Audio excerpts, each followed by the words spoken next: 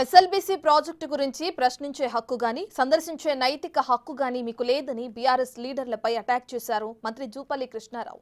కృష్ణా బేసిన్లోని ప్రాజెక్టులను గత బీఆర్ఎస్ పాలకులు కావాలనే నిర్లక్ష్యం చేశారని, దక్షిణ తెలంగాణ ప్రాజెక్టులు గత దశాబ్ద కాలంగా వివక్షకు గురయ్యాయని, బీఆర్ఎస్ లీడర్లు నేడు ఎస్ఎల్బీసీ పర్యటనకొచ్చే కనీస నైతిక హక్కు కోల్పోయారని, కారణం వారు సవాలుపై పేలాలేరుకునే యత్నం చేస్తున్నారని తీవ్ర స్థాయిలో మండిపడ్డారు మంత్రి జూపల్లి.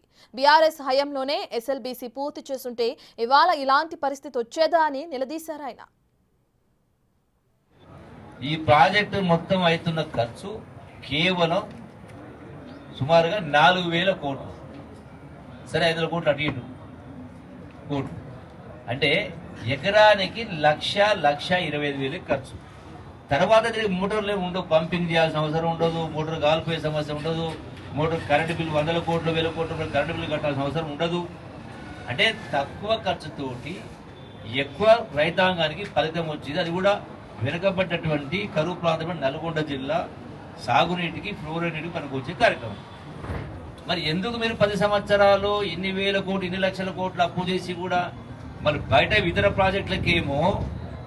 ప్రాజెక్టులకేమో మరి అన్ని కిలోమీటర్లు సొరంగాలు దువ్వి దీనికి ఎందుకు చేయలే అన్నప్పుడు మీకు దీనిపైన ప్రశ్నించే అర్హత కానీ ఈ ప్రాజెక్టును దర్శించేటువంటి నైతిక అర్హత కానీ మీకు ఉందా? స్ట్రేట్గా సమాధానం చెప్పని మాట్లాడుతూ ఉన్నా. ఇలా పొద్దునైనా మాట్లాడుతూ ఇంటి దగ్గర ప్రెస్లో మాట్లాడుతూ మేము ఇన్ని కోట్లు ఖర్చు పెట్టినా అన్ని కోట్లు ఖర్చు పెట్టి మాట్లాడుతున్నాం. అరే నువ్వు ఎన్ని కోట్లు ఖర్చు పెట్టినా కాంగ్రెస్ ప్రభుత్వం ఖర్చు పెట్టి 25 కిలోమీటర్లు ఖర్చు పెట్టకుండానే 25 కిలోమీటర్ పూర్తి అవుతుందా? ఖర్చు పెట్టకుండా అవుతుందా?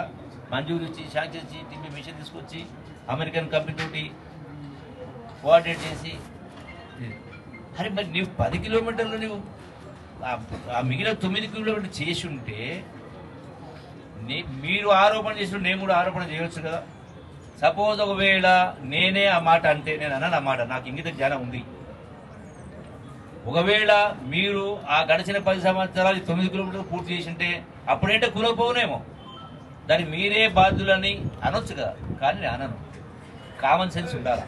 నేను ఆరోపణ చేస్తే దానికి ఒక బేస్ ఉండాలా, ఆధారం ఉండాలా.